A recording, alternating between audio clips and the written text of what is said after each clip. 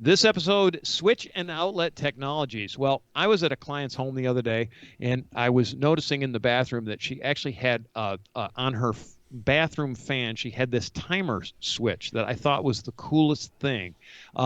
This is not the old-timey turn the switch, and it goes tick, tick, tick, tick, tick. This was a little electronic thing. It looked great. I was like, man, I need those for mine, for my house. So I actually went out and bought them and installed them in my house. But Johnny and I were talking about this stuff.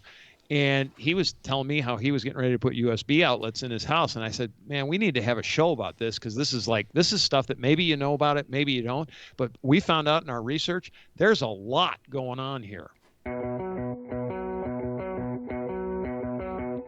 Welcome to the Handyman Pros Radio Show, home improvement and maintenance tips from the pros. Thanks for listening to the Handyman Pros Radio Show, where our goal is to help save you time, money, and aggravation on your home maintenance and repair. This edition's entitled Switches and Outlet Technologies. And to help me explain, here's my old electrified buddy, Johnny. Johnny, what's been shocking you lately these days? I'm killing myself. Yeah. Well, there's plenty to be shocked about, I'll tell you that. Yes, there is. Boy. Woo. Yeah, well, right before the show, guess what I was doing? Believe it or not, I was up in the attic because it's been like 5,000 degrees out here. Yes, it's been and pretty hot. Today we got a reprieve, so I jumped up in the attic to replace the HVAC filter up there. Oh, fun! Yeah, So after we get off here, I'm gonna go change my other HVAC filter in the basement. And then you'll get to change your clothes because you'll be sweaty. It's a beautiful thing. Oh no, I won't. That's why I avoided this morning to get up in there. It wasn't that bad because, like I said, yesterday was brutal. It was brutal. Yeah. Here, so anyway, all right. That's what I Yep. did. Before we go any further, before we dive into this subject, which there's a lot to talk about here, a lot more than actually I thought until I started writing this show up, please like and subscribe both our YouTube channel and our podcast. It really helps us get the word out. It helps the AI find out, if other listeners want to find out about this kind of information, it helps AI. Anyway, like and subscribe, please. Thank you very much. All right, Johnny, let's talk about what we're not talking about here first, because I guess we kind of want to put some parameters on. I did not realize really when I got into this how many different things there are. So let's talk about what we're not going to talk about, because hopefully y'all know about this, and one of these things we'll do actually probably at some time do a whole separate show on. But the first thing is, like, we're not going to talk about 3- and 4-way switches, right? 3-way switch is one that you can turn on from the downstairs and the upstairs, or from 2 locations. And a 4-way switch is one that you can turn on from 3 separate locations. So it's 4 places, basically.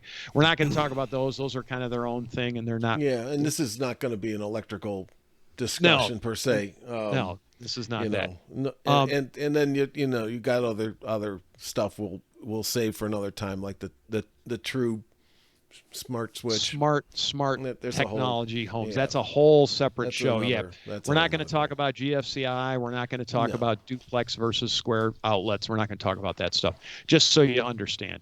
So we are going to talk about, Larry, yeah, some of these items, just to kind of give you some perspective, folks, these are effectively, some of them are home automation items that you can wire into any home.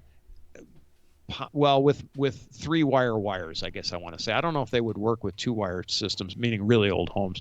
But anyway, be that as it may, for most modern wiring systems, these are going to give you a type of home automation that we'll talk about. So, well, if you still have 2-wire, that's another issue. Yeah, it's kind of time to think about. Don't touch the toaster.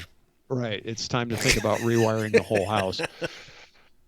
Because you're pushing what? When did we change that, John? Probably in the 60s? Something like that. I think the code changed. Early 70s at the latest. I think that's what it was. Latest. I mean, that's when people used to lean over their washing machine and get shocked. Right. Didn't you do that as a kid for fun? I used to. No, I try to stay away from that. Drank gasoline, but no. How did we survive? I'll never know. Anyway, be that as it may, those are the things. All right, Johnny, throw the first picture up there. All right, let's because we've got pictures to go along with this. So if you're on the listening side, we'll describe these things. But if you're on the YouTube side, we've got pictures. So I put this one up. This is a very, very simple switch. Okay, this is a 3-switch switch, it controls three different devices from essentially what is one square switch. These come in two forms. Three forms, I guess. One is the single switch. They come in a double switch. They come in a triple switch. I don't think I've ever seen one with four switches on it, but I'm not going to guarantee that they don't come with four switches, but they run out of room. But what this is if you have a very limited space application and you're doing, generally this is wiring in a new situation, or maybe you're doing some wiring for something where you want to run three separate items off one switch, you can do this out of one box. And so I just want to show it to you because if you're not really familiar with what's available out there, this is one you might not know about. Do you concur with that, John?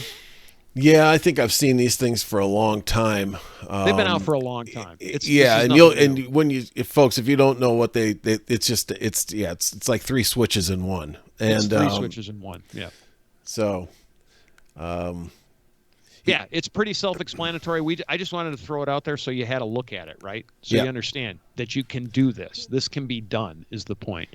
And a lot of these are going to be just this kind of thing. Like if you can conceive it, it's probably been done. And I think there's more technology on the way for some of this stuff. But I mean, if you can think of it, it's probably been done. So we thought we'd actually show you some of the things that we actually know about. And I spent really way too long doing research on this morning, but it was pretty interesting. Anyway, what's the next one, Johnny? The old dimmer switches, right? Yes. Yeah, I mean, there's a variety of there's a whole new variety. Well, these things have been out for 20 years now or 30, whatever. But more than that. These things, there's all kinds of new types of dimmer switches, and the kind that you can touch and it'll dim and then go off, and all kinds of stuff that's going on out there. So, but I think what my takeaway on this is, a lot of times people have.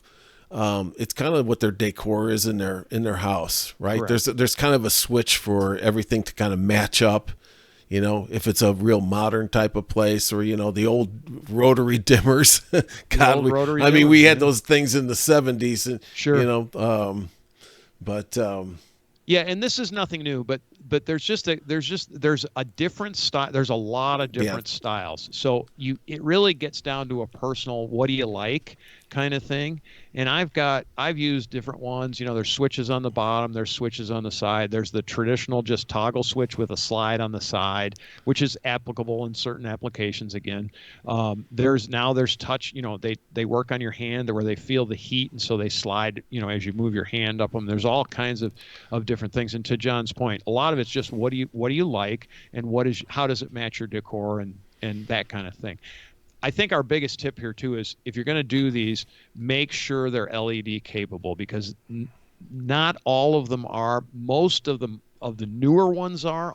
Almost all of them are today, but you still can find some old ones that aren't. Well, that's a good point, Larry, because you know what? If you're going to install LEDs and you have one of these old dimmer switches, you need to understand that's probably not going to be the best thing that can happen for those LEDs, because they're going to start flickering, and they flicker. I was going to say, I'm doing this job today in my father-in-law's house. He has the old rotary dimmers, and he turns them on and the LEDs flicker, and it's driving me crazy. Yeah. And it's kind of interesting how they figured all that stuff, how the new ones work, but you guys can go look that up. But you need the new switches. Like Larry said, most of them they're probably all LED capable now. At this point, yeah. At this point.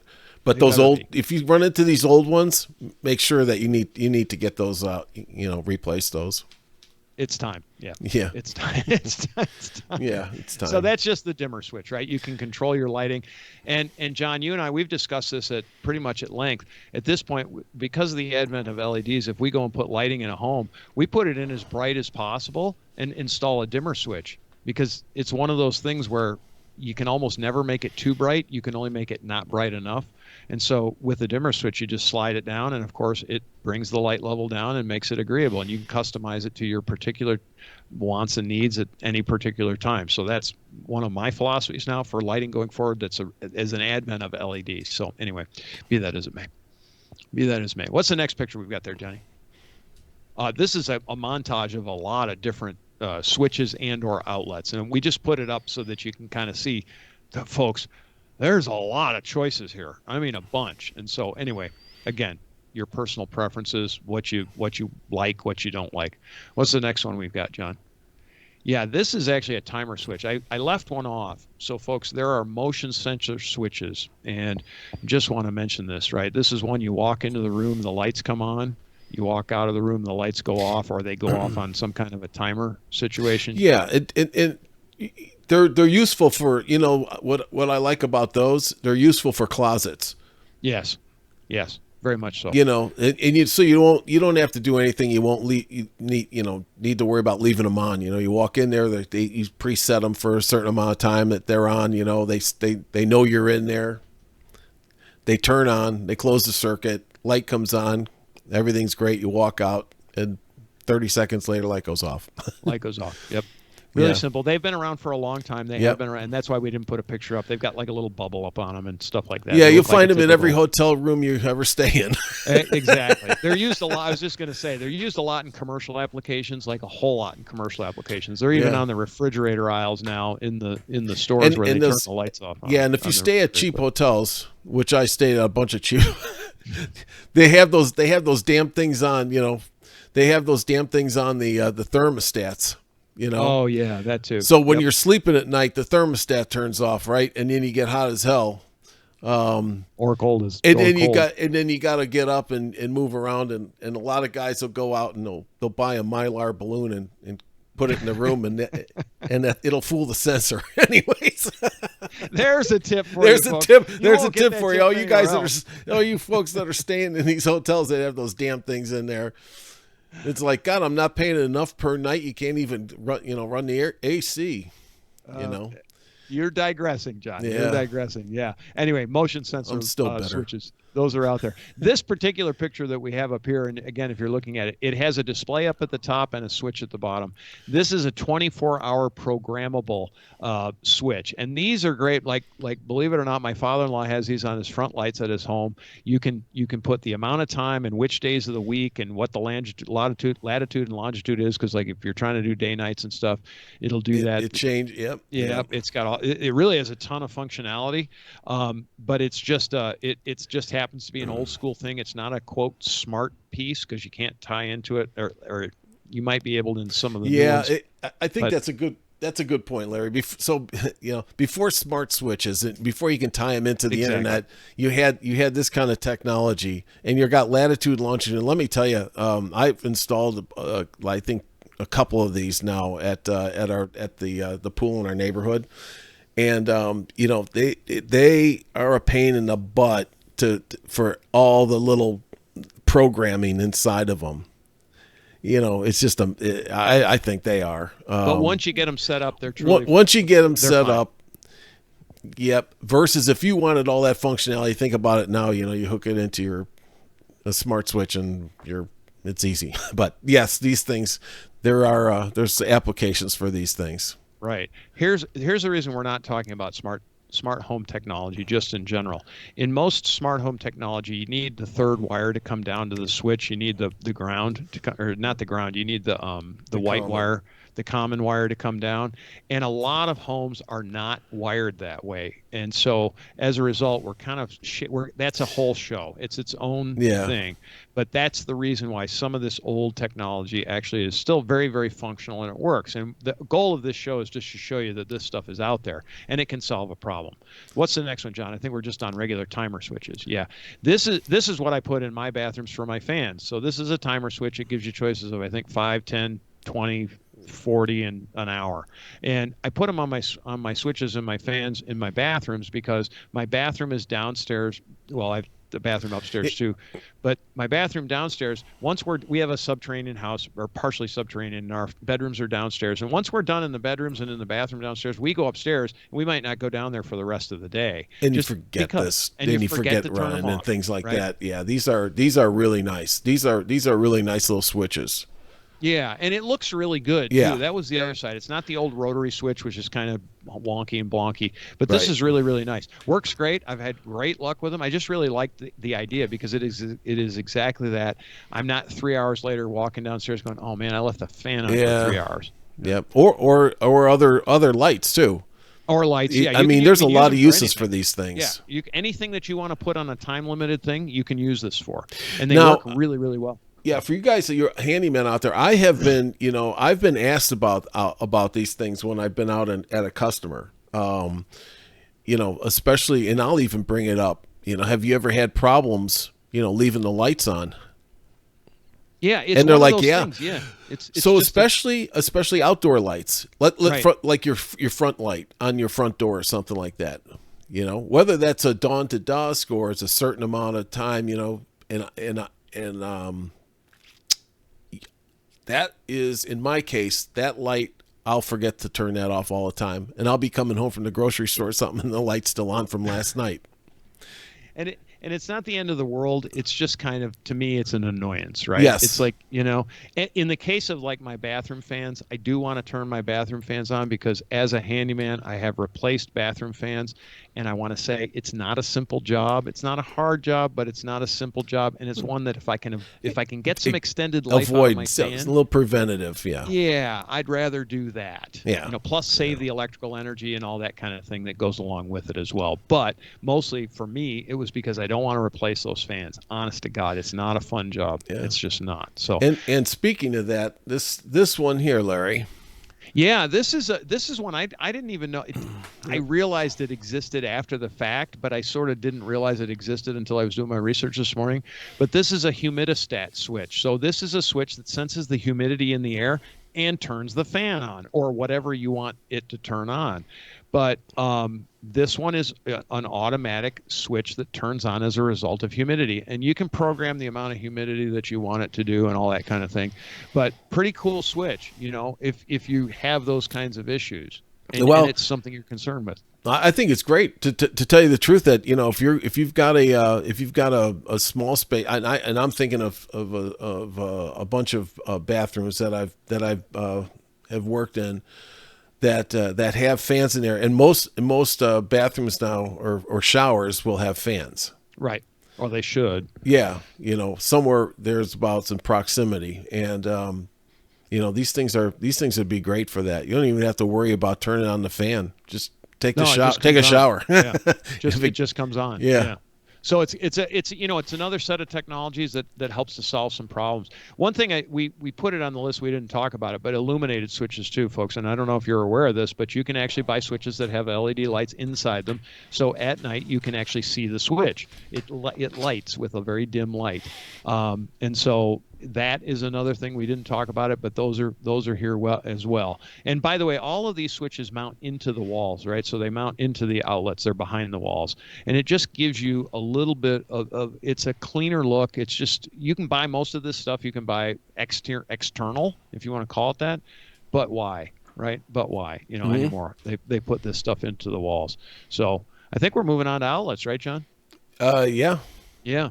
So this is one, I just put this one up. This is a 4-outlet USB outlet that is just for USB charging or USB. Yeah, basically for USB charging. Yeah. Today, since we charge so much on USB, kind of nice to have. Yeah. It only took the airports about 20 years later to put these in on every seat around the place. But yeah. Flip up the next one, which is much more common, John. The picture. So this is a more traditional regular outlet. With this particular outlet has a USB-C and a USB, what is it, B or A? Anyway, the normal USB and the new USB-C, which is the small one. But you can get them in 2 USBs or 2 Cs as well. But it's the newer technology on the USB, but it's for charging, and it just supplants. It gives you another place to charge. Didn't you just put some of these? I just did because I don't like bringing the whole thing with me. The charger, the brick, and everything, and then plugging it in. Right. I just don't. I mean, no. Yeah, you just plug your cable in. Just plug the cable in. You know. Makes for a cleaner look. Yeah, exactly. And if you have people over, I mean, it's just like, just pull the wires out and you're done. Everything's back to normal. Yep. It's great, and they make them in different amperages now and things like that. So you guys can go check that out for your need. Yep. So they're out there. I know most people have seen these. This is just, who knows, right? Who knows? What's next, John? Oh, this is a switched outlet, right? So, Yeah. folks, I don't know if you're, I mean, this sounds funny, right? This is really old school technology, but this is another example of you can do two things with this particular switched outlet. You can either switch the outlet right below it, right? Meaning as you have to turn the switch on to make the outlet below go hot, or you can use that switch for another thing, say lighting a light or something like that. But switching an outlet has its purposes at times where you want that outlet to be dead and you have to flip the switch to turn it on. This is an example of that. They come in the square ones as well. They're essentially the same thing, but it's a switch and an outlet combination. Just wanted to show it to you. They exist, right? Yeah, I laugh because we had these things in our old house, Yeah, right. and that was, you plugged a lamp into it. Correct. That's how you turn the lamp. That's how you turn the lamps on. Yeah. By the way, so if you're dealing in a home, folks, if this is for younger people, if you've got a home bought or purchased that was built in like usually the early 70s, and you can't figure out why one of the outlets doesn't work, go flip the switch on. Go flip the switch. Yeah. And Absolutely. I know that sounds silly and that you should know that, but you probably don't. And it was very common at the time. There'll be no overhead lighting in the rooms, but there'll be the top. It's usually the top outlet of every outlet is on the switch, and so when you turn it on, the lamps come on. It can be really annoying. I got a house in the neighborhood that they wired it up that way. Yep. And in the 90s, in some of the bedrooms, and I'm like. And I finally figured out, what was going on there. I'm like, oh, they broke the thing. You got to break the tabs between the thing. And I'm like, oh my, okay. Why did you do that? Anyway, it's FYI, right? Yeah, if you go into that's a good tip. That's a good tip. And you don't see it. That's what it is. And this is an iteration of that same situation, but it's just kind of one of those things. What do we put up for the next picture? Oh, this is one I guess I didn't really know about this one. This was one that I sort of was like, oh, this is cool. This is a surge protector outlet. So this has a built-in surge protector. And if your house doesn't have whole house surge protection, which it might not, and you have a particular place that you want to plug your computer in all the time, this might not be a bad investment to protect your computer. Now, I know you can get surge protectors that you plug into the wall and they do the same thing, but then you got the big box sitting down there and so forth and so on. There's pros and cons to everything. Again, this is just letting you know that it actually exists. Surge protector built into the wall, built into the outlet. We didn't put up a picture, Johnny, of the nightlight outlets. So there are outlets, and there's multiple different kinds that have night lights on them. So if you have a hallway and you have an outlet there, some are mounted halfway between, kind of like where the USBs are mounted. Some actually put light out down on the floor, but there are nightlight outlets too. The pictures don't really do them justice, which is why I didn't put a picture up. But there's nightlight outlets, and so we actually have one of those in our hallway that's downstairs in our bedrooms, and in the hallway there's a nightlight outlet. Yeah. So it's there. It comes on. It actually has a photoelectric sensor, so when it gets dark, it comes on, and when it's not dark, it turns off.